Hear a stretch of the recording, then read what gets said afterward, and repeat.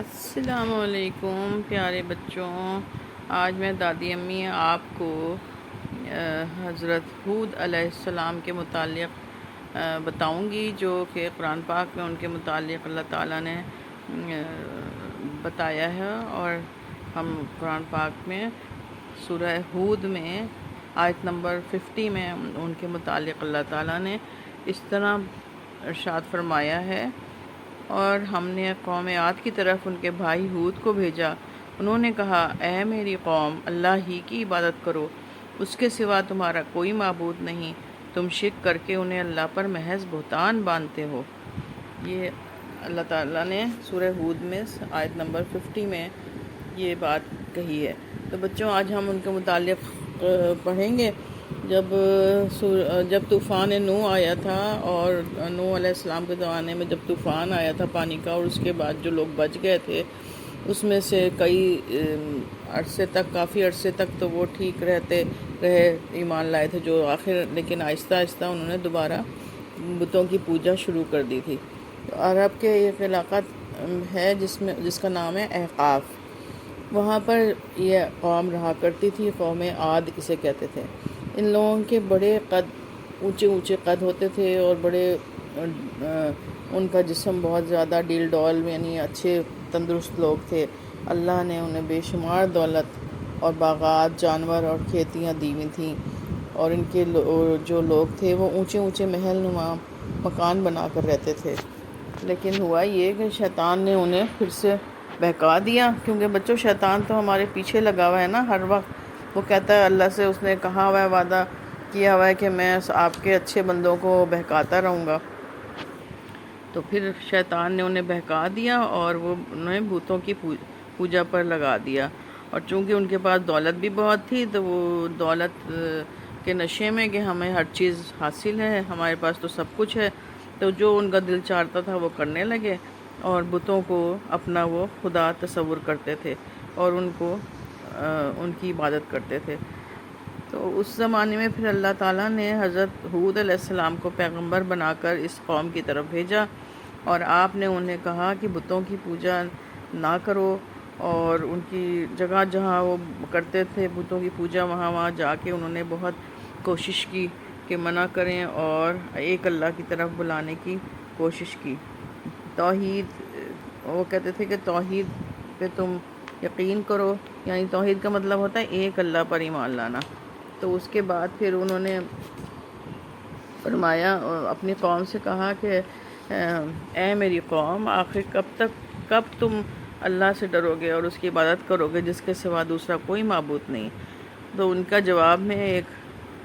اس نے کہا، ایک شخص نے، کہ آپ جو ہے نا یہ جو ہمارے بت ہیں نا، یہ ہمارے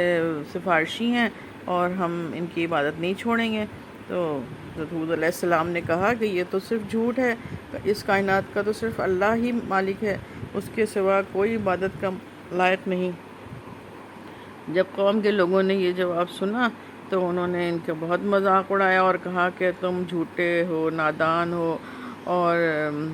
تم کہاں سے رسول ہو، یہ کہتے تھے، ہنستے تھے، ان کا مذاق اڑاتے تھے، تو تم تو ہمارے جیسے ہی بندے ہو۔ تو حضرت ہود علیہ السلام نے ہمت نہیں ہاری بچوں، اور انہیں سمجھاتے رہے، اور خدا پر ایمان لے آنے اور بتوں کو پوجا کو چھوڑنے کی نصیحت کرتے رہے، اور انہیں پچھلے لوگوں کے جیسے نوح علیہ السلام کی جو قوم تھی اس کی، اور دوسرے قصے سنا کے انہیں کہتے تھے کہ تم ابھی بھی باز آ جاؤ، اور تاکہ تمہارے اوپر عذاب نہ آئے۔ لیکن قوم جو تھی ان کی، وہ گمراہی پر ڈٹی رہی، اور اپنے دولت پہ انہیں بڑا ناز تھا، اونچے مکانوں پر بڑا غرور کرتے تھے، جیسے کبھی مرنا ہی نہیں ہے اور ہمیشہ اسی مکانوں میں رہنا ہے۔ تو ایک دن قوم عاد نے آپ کو تنگ کرنے کا ارادہ کیا۔ ایک کہنے لگا، اگر آپ اپنی بات کی سچے ہو تو آپ اس کی کوئی دلیل پیش کرتے ہیں؟ تو حضرت ہود علیہ السلام نے کہا، میرا اللہ گواہ ہے، میری باتیں سچی ہیں۔ انہوں نے کہا، نہیں، آپ جھوٹ بولتے ہیں، آپ ہمارے بتوں کو جھوٹا کہتے ہیں، وہ آپ سے ناراض ہو گئے ہیں، جس کی وجہ سے مصیبت پڑ گئی ہے، اور آپ بہکی بہکی باتیں کرنے لگے ہیں۔ اور حضور علیہ السلام نے کہا کہ میرا اپنے رب پر بھروسہ ہے، وہ اس بات کی قدرت رکھتا ہے کہ تم لوگوں کو ہلاک کر کے دوسری جگہ تمہاری جگہ دوسرے لوگ لے آئے، مگر وہ لوگ اللہ سے نہ ڈرتے تھے۔ تو پھر انہوں نے کہا کہ اگر آپ اپنی باتوں میں سچے ہیں تو اللہ کا عذاب ہم پر لے آئیے۔ پھر بچوں کیا ہوا کہ اللہ تعالیٰ کو بھی غصہ آ گیا، اور اللہ تعالیٰ نے پھر ایسا کیا کہ قوم عاد کو اس کی سرکشی اور ان کی نافرمانی کا مزہ چکھانے کا فیصلہ کیا۔ تو ایسا ہوا بچوں کہ ان کی قوم پر 3 سال تک جو بارشیں تھیں وہ رک گئیں، اور کوئی بارش نہیں ہوتی تھی، پانی کی کمی پڑنے لگی، اور ان کی طرف جانور جو تھے وہ ان کے چارہ نہ اگنا نہیں تھا، اگتا نہیں تھا، تو جس سے بھوک سے مر گئے، پانی ڈھونڈنے سے بھی نہ ملتا تھا۔ تو قوم عاد پر اس وقت بہت زیادہ سختی آئی، اور اللہ تعالیٰ نے قوم عاد کے پھر جب قوم کے لوگ رو رو کر اپنے بتوں کے آگے فریاد کرتے اور ان سے قربانیاں کرتے، مگر پتھر کے تو وہ بے جان مورتیاں تھیں، وہ کیسے ان کا کام کرتی؟ تو حضرت علیہ السلام نے قوم کو نصیحت کی کہ اے میری قوم، میری بات دھیان سے سنو، میری بات مانو، بتوں کو چھوڑ دو اور ایک اکیلے رحم کرنے والے اللہ کے آگے جھکو، توبہ کرو، گناہوں سے معافی مانگو، وہ تمہاری فریاد ضرور سنے گا، گناہوں کو معاف کرے گا، اور تم سب پر موسلا دھار بارشیں برسائے گا، جس سے تمہاری سوکھی زمینیں سیراب ہو جائیں گی، جانوروں کی پیاس بجھے گی، نہریں اور تالاب بھر جائیں گے، کھیتیاں پھل میوے اور باغ اگیں گے۔ خبردار، کفر اور شرک سے بچو۔ مگر بچوں کیا ہوا کہ قوم اپنے کفر پر اڑی رہی، اور انہوں نے حضرت ہود کی بات کو ذرا توجہ سے نہ سنا، تو اس پر اللہ نے ان پر عذاب بھیج کر انہیں ہلاک کر دینے کا فیصلہ کیا۔ پھر کیا ہوا بچوں کے چونکہ وہ باز نہیں آ رہے تھے، تو اللہ تعالیٰ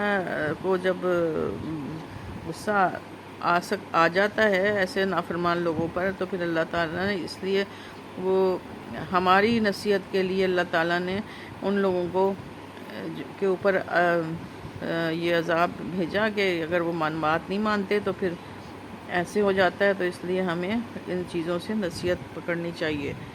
تو اللہ کے پیغمبر حود علیہ السلام کی بات نہ ماننے میں کیا ہوا، پھر اللہ تعالیٰ نے ان کے اوپر آندھی کا عذاب بھیجا۔ پھر چنانچہ کیا ہوا کہ پہلے آسمان بالکل سیاہ ہو گیا، اور پھر اللہ تعالیٰ نے ان پر ایسی تیز آندھی بھیجی کہ پہلے کسی نے ایسی آندھی سنی ہی نہیں تھی۔ یعنی بچوں، آپ نے دیکھا ہے نا جب آندھی آتی تو کتنی آواز، ہوا تیز، ہوا میں اللہ تعالیٰ تیزی اور طاقت پیدا کر دیتے ہیں، اور ہوا اتنی تیز چلتی ہے کہ لوہے کی شیٹیں اور چیزیں، سب چیزیں اڑ اڑ کے ادھر سے ادھر، ادھر سے ادھر جو ہے اس کے ہوا کے زور سے گرتی ہیں۔ تو بچوں، یہ جو بڑی بہت زیادہ والی آندھی تھی، یہ قوم عاد پر 7 راتیں اور 8 دن تک چلتی رہی۔ تو ایسا ہوا، اس تیز ہوا نے ہر چیز کو جڑ سے اکھاڑ کے پھینک دیا، مکانات گر گئے، درخت اکھڑ گئے، اور ہر چیز تباہ ہو گئی۔ اب جو قوم عاد کے کچھ لوگ تھے وہ بھاگے اپنے بتوں کے پاس اور ان سے کہنے لگے کہ یہ ہمارے اوپر سے ختم کر دیں، لیکن ہوا یہ کہ خطرناک ہوا نے قوم کے سرکشوں کو پٹخ پٹخ کر مارا، یعنی ہر طرف وہ ایک دوسرے سے ہوا کے زور سے ٹکراتے تھے، ان کے لمبے لمبے قد تھے، وہ سر ان کے ٹکراتے تھے اور وہ وہیں پہ مر جاتے تھے۔ تو ہر طرف ان کی لاشیں بکھری پڑی تھیں، اور ایسے لگتا تھا جیسے کھجوروں کے تنے پڑے ہوئے ہیں۔ تو بچوں، ہمیں پتہ یہ لگا 7 راتوں اور 8 دن کے بعد تباہی مچانے والا طوفان تھما، شہر جو تھا بالکل برباد ہو کر کھنڈر بن چکا تھا، انسانوں سے خالی مگر لاشوں سے بھرا ہوا، ان لاشوں سے بدبو اٹھ رہی تھی۔ اللہ نے آپ کو پہلے سے اس بات کی خبر دے دی تھی کہ نافرمانوں پر ہوا کا عذاب آنے والا ہے، چنانچہ آندھی آنے سے پہلے راتوں رات آپ اہل ایمان کو لے کر اس بستی سے نکل گئے تھے اور طویل سفر کر کے مکہ جا پہنچے، اور آپ نے حضرت حود علیہ السلام نے باقی زندگی کا باقی حصہ مکے میں ہی گزارا اور وہیں وفات پائی۔ اور یہ حضرت حود علیہ السلام بہت بہادر، صابر اور متقی اور ایمان والے تھے۔ تو بچوں، ہمیں پتہ یہ لگا کہ ہمیں جو بھی اللہ تعالیٰ کی نعمتیں ملتی ہیں اس کے اوپر ہمیں تکبر یا غرور نہیں کرنا چاہیے، یعنی پراؤڈ نہیں ہونا چاہیے، بلکہ ہمیشہ اللہ کا شکر ادا کرنا چاہیے۔ اور اگر کوئی ہمارے اوپر مشکل بھی پڑتی ہے، آتی ہے، تو اللہ تعالیٰ سے توبہ کر کے اور اس سے نکلنے کے لیے اللہ سے دعا کرنی چاہیے اور صبر کرنا چاہیے کہ اگر ہمارے اوپر سختی آئی ہے تو ہم پھر بھی اللہ کا شکر ادا کریں۔ ٹھیک ہے بچوں، آج میں نے یہ حضرت ہود علیہ السلام کا قوم عاد پر جو ان کے اللہ کا عذاب آیا تھا اس کے متعلق بتایا ہے، تو اس سے ہمیں یہی سبق ملتا ہے کہ صرف ایک اللہ کی عبادت کریں اور اپنے اوپر غرور نہ کریں، پراؤڈنس اپنے آپ سے ختم کریں۔ ٹھیک ہے بچوں، اللہ حافظ۔